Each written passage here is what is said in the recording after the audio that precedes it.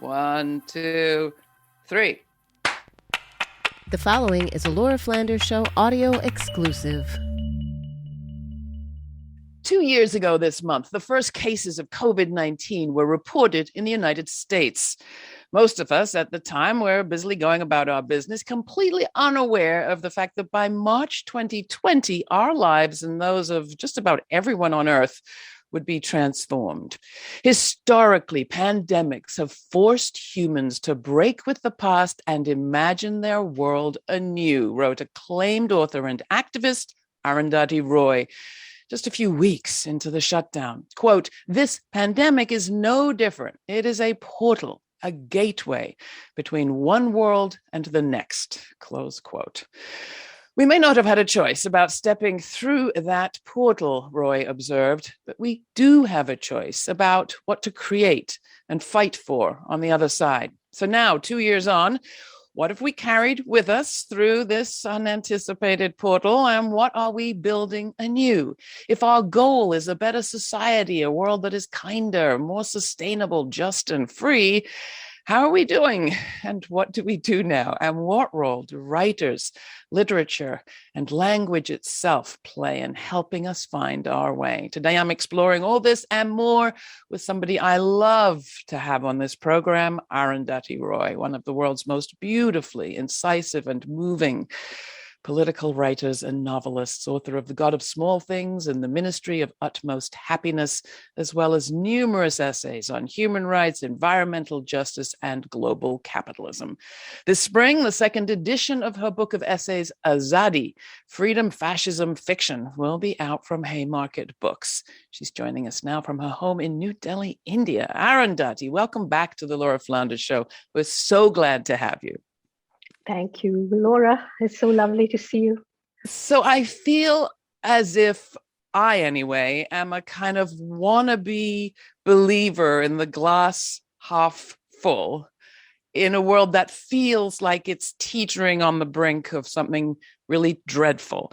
So I come to you as somebody who I think often finds herself in a similar position to ask you where you think we're at. How are we doing? Well,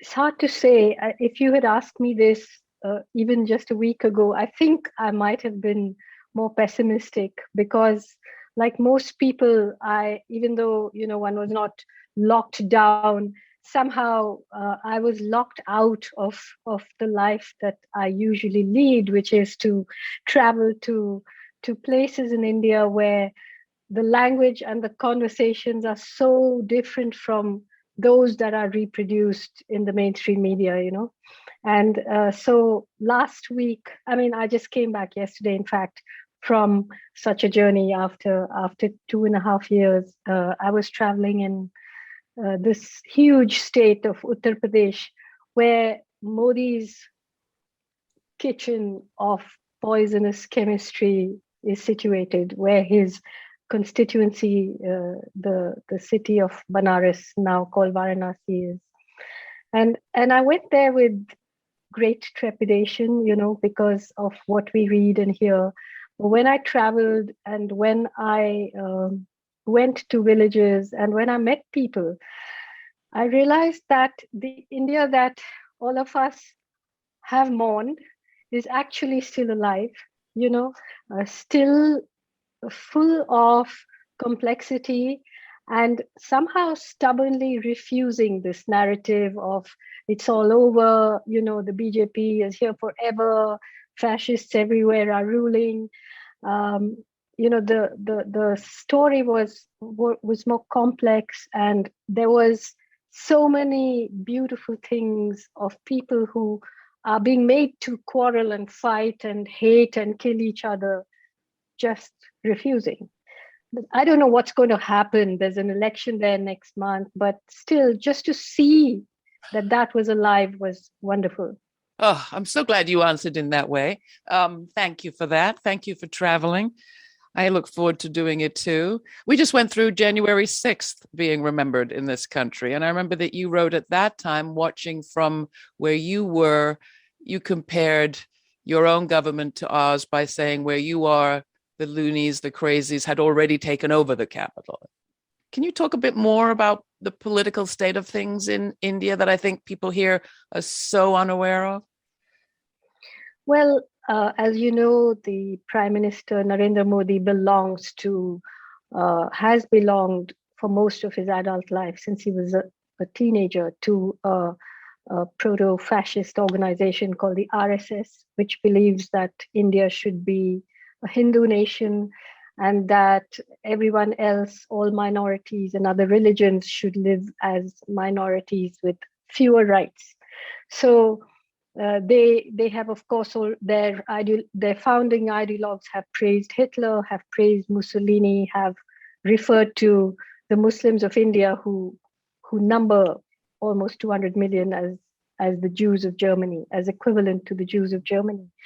Modi actually made his political debut on the mainstream stage as the appointed chief minister, not elected chief minister of Gujarat in 2001.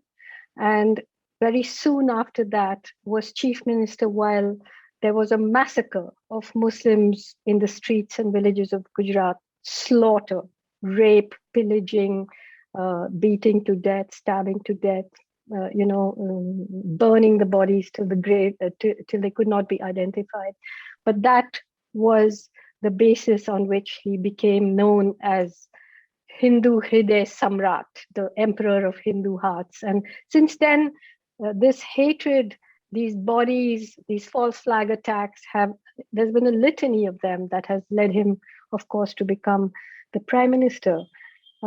Just 2 weeks ago, because there are elections all over India and because the economic status has nosedived, unlike in Nazi Germany, where Germany was economically revived, here we were just pushed into a crevasse. And therefore, you're seeing the polarization more. And you saw 2 meetings of Hindu nationalists in a city called Haridwar and then in Delhi, openly calling for the genocide of Muslims, for the killing of Christians. There have been hundreds of attacks on Christian churches over Christmas, statues of Jesus vandalized, churches broken into, people beaten up. And of course, as you know, Muslims are regularly lynched on the streets. There's a social boycott of Muslim businesses in many places. Now you have the cool, maybe educated class of Indian Hindu nationalist who is, emulating the American alt-right and again openly calling for violence against Dalits, against Muslims, against Christians, against Adivasis. All of this is being allowed to prosper and multiply under the benign gaze of Modi. And the world. And Kashmir, that beautiful territory contested by 3 nuclear powers, India, Pakistan, and China. So in 2019, Kashmir lost its constitutionally guaranteed special status. For almost a year, thousands of Kashmiris, including former chief ministers and sitting chief ministers, were put into jail. It became a union territory without, representation now, at the moment ruled by a governor who takes his orders from New Delhi. It had an internet and communication shutdown for almost a year. And now in Kashmir, as well as all over India, you're seeing, the open sort of definition of any dissident intellectuals, professors, lawyers, journalists are being called terrorists, are being put into jail under a law which no democracy could have, called the Unlawful Activities Prevention Act, which allows you to hold people without telling them even what charges they are being held against for years. You talk about one-party democracy without accountability. And one of the reasons I'm asking you to repeat, and I'm apologetic, so much of what we should know already in this country about what's happening in India, is because I believe it is such an important lesson in what is possible with all the information technology that we have, with all the media that we supposedly have. The conversation about could it happen here continues in this country, which is not so different from yours. Large, contested, challenging, powerful. In terms of the situation here, no, go ahead. How would you want to respond? No, I read a lot about what's happening there. I follow it closely, and I'm always taken aback by how similar it is in some ways. In some ways, different in other ways, because this organization that I spoke of, the RSS, it has existed since 1925. It's very organized. It has its own militias. It has hundreds of thousands of branches all over India, and so on. Yet in the US, as we know, the right wing is the side of the argument that owns the weapons, and there has been far from a reconciliation. This January 6th event has led us to see that America too is on the brink of something dreadful, and you see how I say the one big difference is that in the US, the mainstream media was not entirely behind Trump, and therefore became an enemy of Trump. It was with the corporates, of course, but not with Trump. But in India, the mainstream media, I'd say, 99% of it is completely in support of this project, as are the major corporations so far. So, but yes, the dismantling, the systematic dismantling of the institutions of democracy. In India, what you see is a huge sort of jurisprudence, many sophisticated laws that have been formulated over so many years. But the truth is that how that law is applied depends on who you are, what religion, what caste, what gender, what class. So there isn't a foundation now.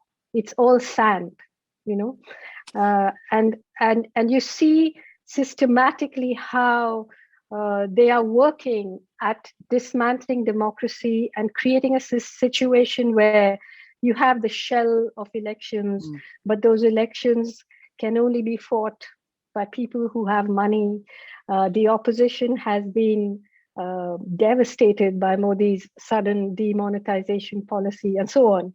But as I said, when I traveled to places, I found that, at some point, people, there were moments when I was traveling with another friend, and she and I would be supported by hostile villagers who thought we were the mainstream media, and they all know the deal now with the mainstream media. So when they realized that we were not, then they cooled off, because I wish this experience didn't sound so familiar. Let me come to that question that you raised then in your book. Even in its title, freedom, a word that has so many meanings. We hear freedom talked about in Kashmir, of course, from people longing to be free. Here, people longing to be free from mask mandates, women longing to be free from mandatory motherhood.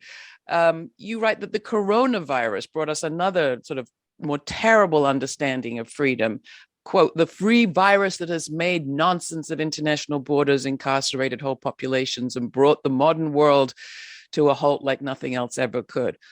Which of these many meanings of freedom are you thinking about in your new collection, Azadi? All of them, because there are essays on Kashmir and what Azadi means to them, and where that word Azadi has come from, and where the slogans and chants have come from, how that chant of Kashmiri freedom then got taken over by huge groups of students protesting against the citizenship law that was passed in 2020. When basically it's called the Citizenship Amendment Act, coupled with what was known as the National Register of Citizens, which basically required citizens to produce a mandated set of documents mandated by the government to prove that they were citizens. Last this happened in 1930s Germany, in Nuremberg, and so you had a citizenship law which was not about refugees and whether or not they could apply for citizenship, but a refugee manufacturing law aimed against Muslims. But of course, the first experiments were in the northeastern state of Assam, where now you have 2 million people who are off the citizenship register and are therefore people without rights. So the freedom you would have us aim for, move towards, lift up, pursue? Well, I think it's a very, very interesting idea of where do people act as a community and stop thinking of freedoms as entirely individual. In a society here where people are crushed because they belong to a particular community, So how do we look at these complexities, and how do we basically look at democracies that mean nothing if they are not based on a constitution that is not based on a set of laws that applies to everybody? It's interesting to hear you. I think, in this country, we're also, in a sense, calling for a new registry of who gets to be a citizen, meaning a person here, a resident, an American, part of our democracy. And a lot of people, not just January 6th, but all over the country, have been talking about, corruption and our government elections being stolen. And there's no evidence, but there's a deep feeling fueled by the right that the wrong people are claiming a part of this country. And it's not being implemented in the way that you're describing, but the feeling, I think, is the same. So I really want you to talk more about the places and examples where you see people. I think you say somewhere turning, you say nothing makes this regime happier than when we seal ourselves into silos, into little tanks in which we splash around angrily, each for ourselves or our communities, never seeing the big picture. It's only when we breach the banks of our designated tanks that we can turn into a river and flow as an unstoppable current. Talk more about how do people do that when they are so put against each other? Well, I just saw that when I when I went to this village, a little village in a district called Ghazipur in UP, as I walked into this old Haveli, which is the word for a traditional house, I thought there's something about this place which doesn't look like what's happening in the outside world. And then I started to speak to the small group of people that was gathered there. And this is in a state, as I said, where people are calling for the genocide of Muslims, the genocide of Christians, the crushing in some ways of Dalits. They're not calling for that, but that is the texture of everyday life. And here you saw a group of people who were Dalit, who were all kinds of other castes, Brahmin, and the main politician was a Muslim, and he and his family had been voted to power many times, although the Muslims are a minority there, so it wasn't that he was standing from some Muslim constituency as a Muslim. And you saw the possibility of a kind of conversation where you're talking about justice for everybody, not for just because everybody realizes, that on their own, they will only get crushed, or they will only be used to be heard and then crushed. after the election, So people are beginning to understand that even this is a project, and it has long been a project of, let me say, the conversation in the US, like people like me who don't live there and who have never lived there, often laugh at what Americans think of as the left, because that's not what we think of as the left. We think of actual conversations about justice, whereas the left here too has failed to understand caste, to understand that has to be a part of how you look at what you consider to be fair in a world where obviously wealth is falling into fewer and fewer hands. And unless you understand all of that, you are only going to be used. I hear words: justice, human rights, equality, equity, even freedom. We talked about it a little, almost, not quite, but almost losing their meaning here. We talk the words, and maybe this is a distinction between our left progressive and yours. There's a lot of talking and not a lot of walking, not a lot of feeding people, caring for people, creating, if you will, what some people used to call liberated zones. Do we need new words? Do we need new concepts for our 21st century era? You said we're leaving the one that we didn't know very well and moving into a new one. Do we need new language? I think so.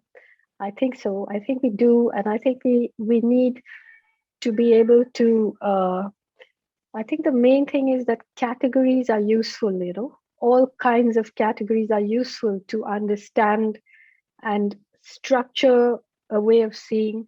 But we must understand that those categories are not watertight. We mustn't, walk and jump into our own boxes and lock them up and put a ribbon around ourselves and say that, nobody can come in and nobody can go out, because those categories must be osmotic. Yeah.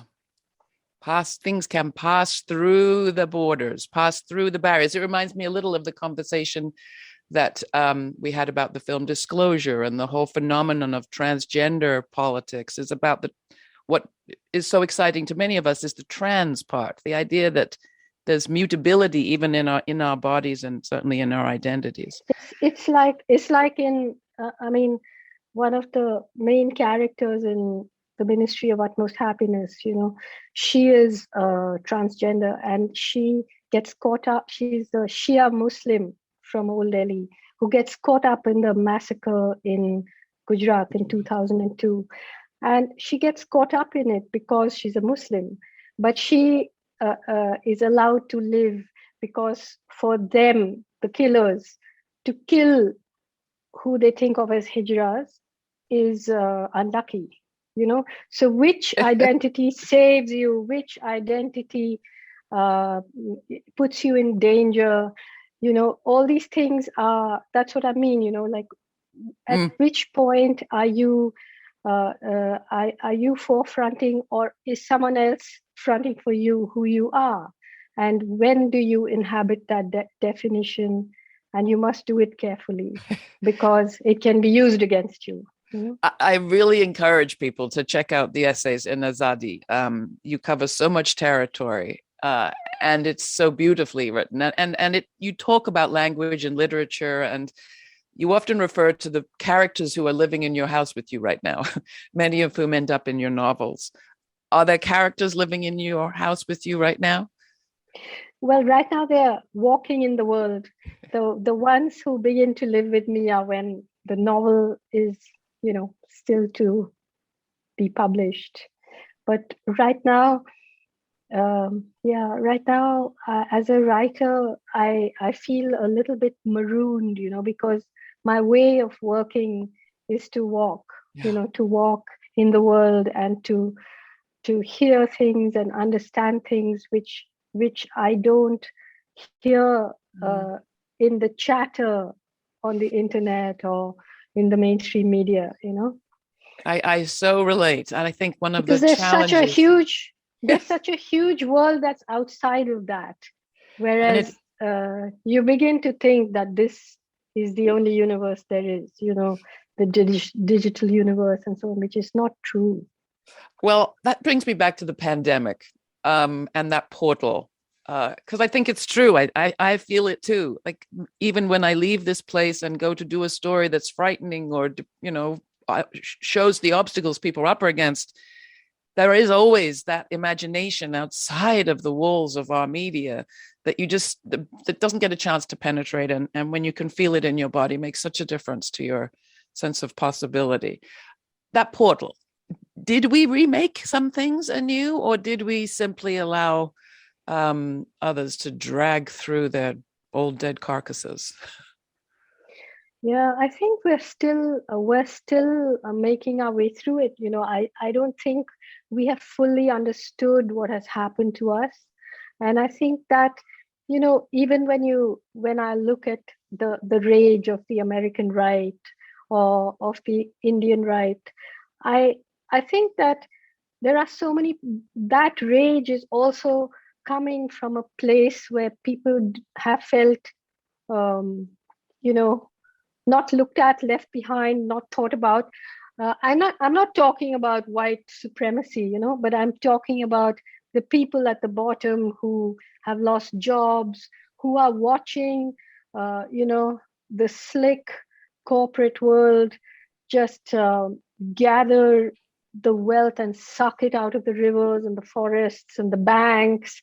And sometimes that rage is real, but it's misdirected or purposely misdirected by those same people, So how do you communicate? What is the engine that is causing this great inequality, that is using racism, that is using sexism and genderism and casteism? What is that engine that keeps certain people safe, whatever the fuck is going on, And what is it? I'd say that it's corporate capitalism, I would say that. And I would say that unless you look at that too,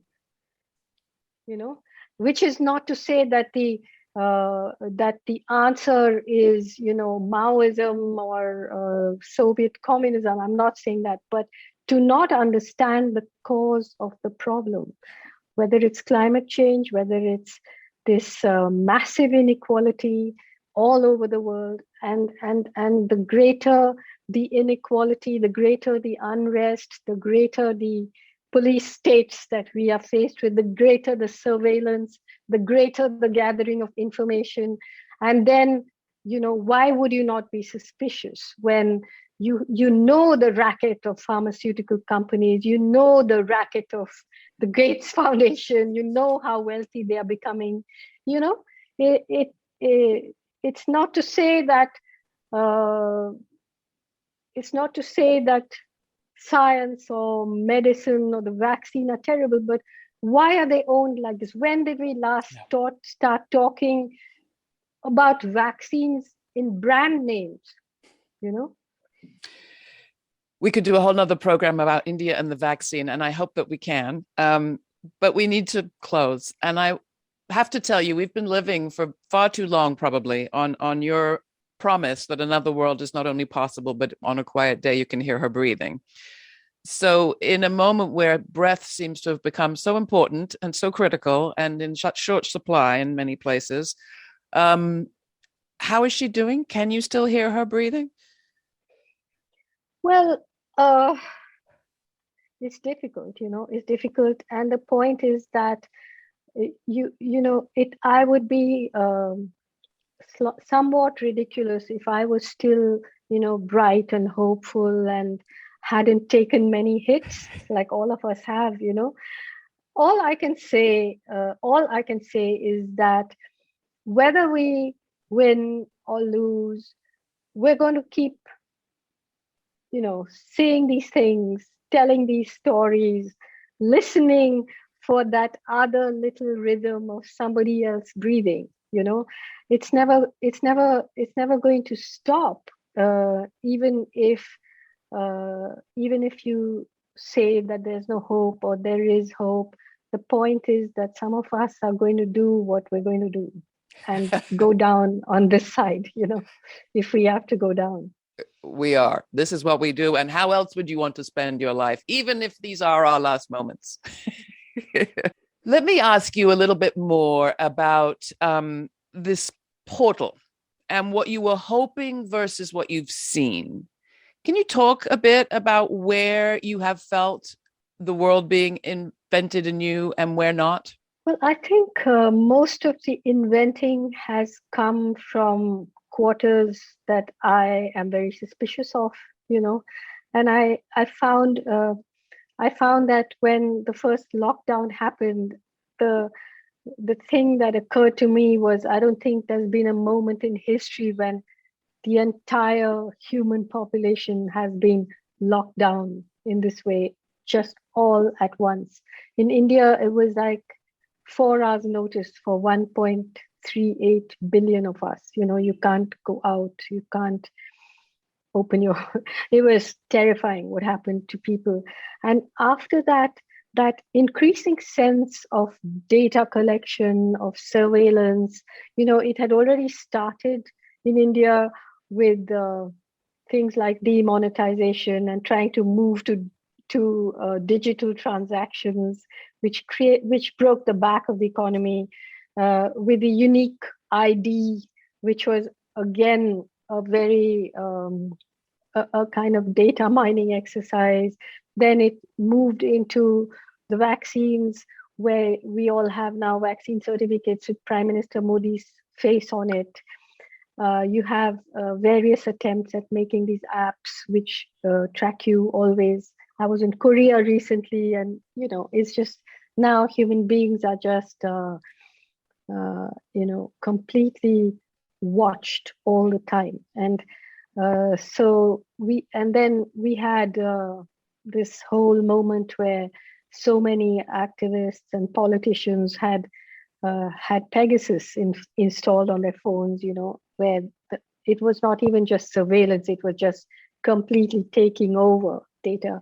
You had moments of reports of some of the best academics, activists, lawyers who are in prison right now, and their computers have been sent to forensic labs, and it has been found that they had fake letters and fake stuff placed in the computer, but they're still in jail.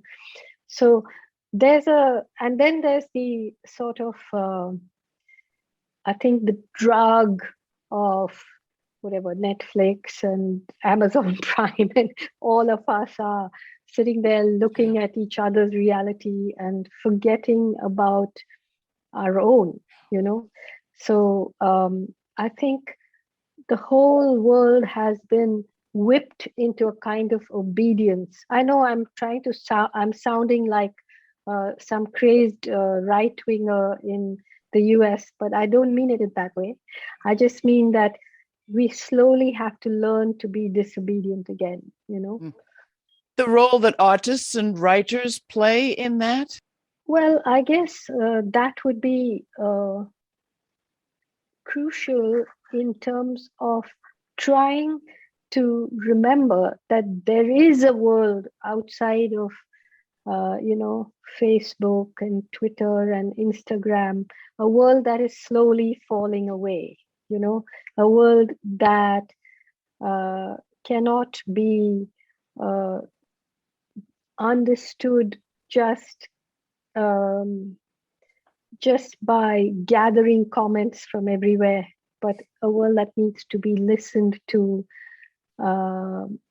very carefully. One of the things we hear a lot is talk about rupture, about civil war, about sort of secession or breaking apart of this big country of the United States. And you talk something about that also in your essays about India. What do you make of that conversation? Is that the conversation we need to be having right now? Well, I don't know whether when people talk about civil war in the US, they're actually talking about a territorial war or a war where sections of geography fight other sections.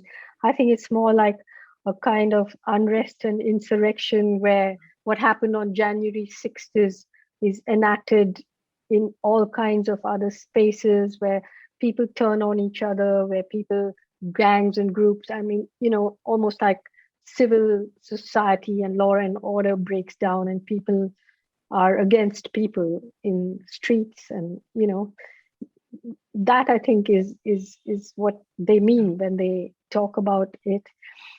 I don't know, how that is going to be in the US. In India, I fear more the, like what is talked about here is genocidal language, which eventually dehumanizes whole populations. And then you already see this kind of let me not use the word bestial, but violence of a kind which isn't just about killing, but it's much more than killing. It's show killing, it's put on YouTube, it's applauded. And if that is allowed, I mean, right now, just that talk is enough to win votes. But at what point are you going to lose control of those people? And at what point is it going to really happen, And then it's going to be something terrible, to watch. Meanwhile, we have the climate clock ticking. And another line I remember from your essays is American geography is on notice. It's not just the divisions we have on the surface of the earth, but the earth itself rebelling against how we've been using it and abusing it. Last time you and I talked in person, well, maybe not the last time, but one of the times we talked in person, I remember you had just come back from working with the comrades, resistors, indigenous resistors to environmental destruction of forests and dam resistors. How are they doing? How are they? How's that face of that struggle? Well, the dam has been built and many more dams are being built. Sometimes I look at the commentary on climate change and it looks as if, young people in Europe and America sort of discovered this battle where people have been fighting it for years, and sort of paying with the best years of their lives. But at that time, nobody was with them, but yeah, there's a lot of bloodshed happening in the forests, and so when the world is so polarized and so shattered, climate change obviously calls for coordinated actions. So you hear even the Prime Minister of India, he could go to Glasgow or wherever he has to go and make statements which sound as if India is really committed to the battle against climate change, and then come back here and I can't think of one single project that has been stopped because it's environmentally creating environmental degradation or destroying rivers or destroying forests and ecosystems. Not one. I mean, massive roads through the Himalayas for the army vehicles to go, despite the fact there'd be landslides and floods. And the one thing I want us to just touch on before we really say goodbye is the confusing picture people here are getting of India. Even though there's very little picture, there's two contrasting ones. One is the political story that we don't get in detail, but we have a sense of authoritarianism and violence. The other is the pharmaceutical story, where we have associations of India as having helped to produce for the world generic drugs, make them available to poorer countries, and is kind of on the side of the angels when it comes to fighting the pandemic and disease. Can you help me make sense of those two things? And will our desire for drugs make us go easy on Modi?